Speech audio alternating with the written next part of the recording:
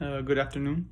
My name is Esteban Hernandez, and I'm a biomedical engineer. That's my major. A cool fact about me is that I'm from Cuba, and I love ramen a lot. You know, it's kind of like my favorite food right now. Um, the question here is why are you taking art as persuasion? What particularly sparks your interest in art and propaganda as overlapping subjects? Um, I chose this course not because I see anything specific or particularly. I chose this course in reality because I just wanted to get ahead with my credits actually, but I don't know. Art as propaganda is pretty unique once you get to start knowing it. I mean, as a person who came from a country where propaganda is almost everywhere, and you have murals of martyrs for the government, stuff like that. It's pretty common to see it, so it's pretty unique to me to see why these murals are put in there, other than to remind you that the government's watching you.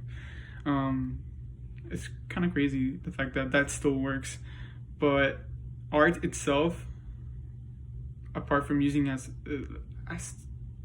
to persuade, is also used to send a message.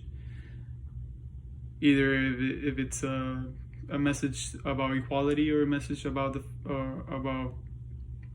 environmental about the environmental crises or that happen. But yeah, that's that's my view on art and propaganda as overlapping. Um, yeah. What is art to you? How do you define it in your own life, culturally, socially, politically? Um, Art to me is an expression of a message. Depending on how you want to convey it, it's still an expression. From drawings to basically performances to literature, for me, art is buried in the message. It's all in the message. It's the message itself. That's the art behind anything that people do. I mean, like, I look at TikTok and I see people drawing, and they have, and I'm an anime fan, and I see people drawing, all these cartoons and animes, and I see how they try, and I enjoy it, and it just shows, it conveys the message that these people are huge, fans of the culture that Japan has brought and hit the Western civilization. But not only that, I use that example because I literally just watched a couple episodes before I started doing this video.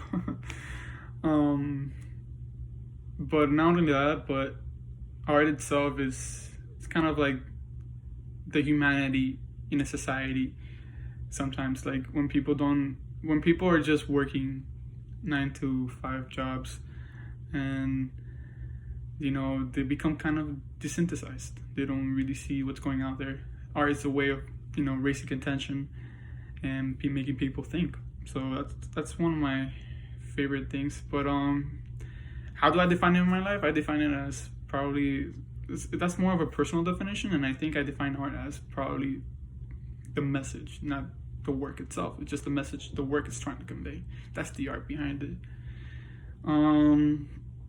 What is propaganda to you?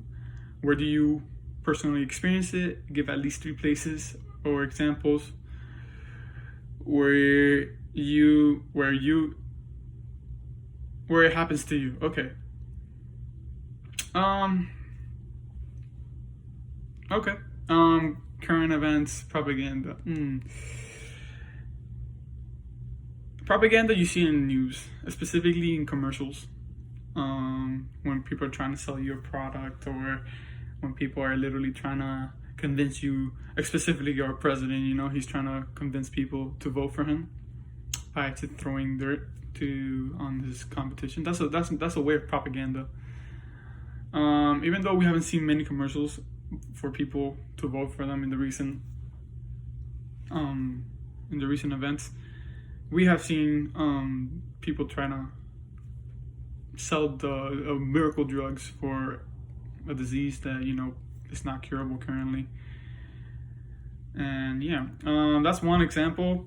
Like I said, back home, well, not back home. This is my new home, but back in my island, Cuba. You see that everywhere, in murals, statues. I mean, even the cemeteries where where they buried Castro, Fidel Castro, where they buried him, they put a huge corn stalk and they put a quote.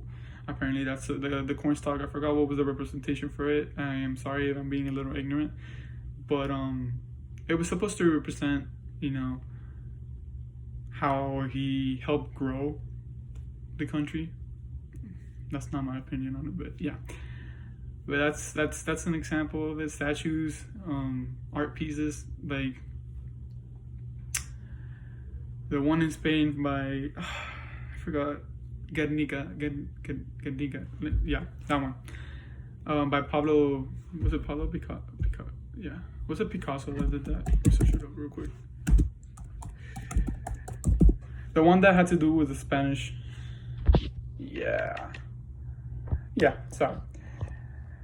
The Guernica, which is trying to erase the fact, trying to like remind people of all the things and the sufferings that people went through during the war. I'm trying to remember one. Literature. In literature, I remember The Heart of Darkness.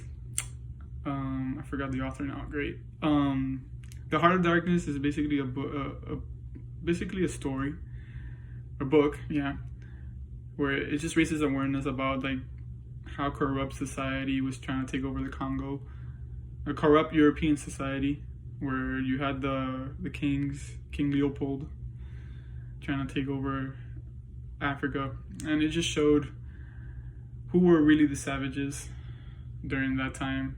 Was it the people who were uncivilized or the civilized people itself? Art itself is about speaking and sending a message. It's not about the work itself. It's more about sending the message through. That's why I like artists like Pablo Picasso, Diego Velázquez, who have really nice, whose work was revolutionary in the art industry, but they did send a message through. So, yeah. That's a little introduction about me.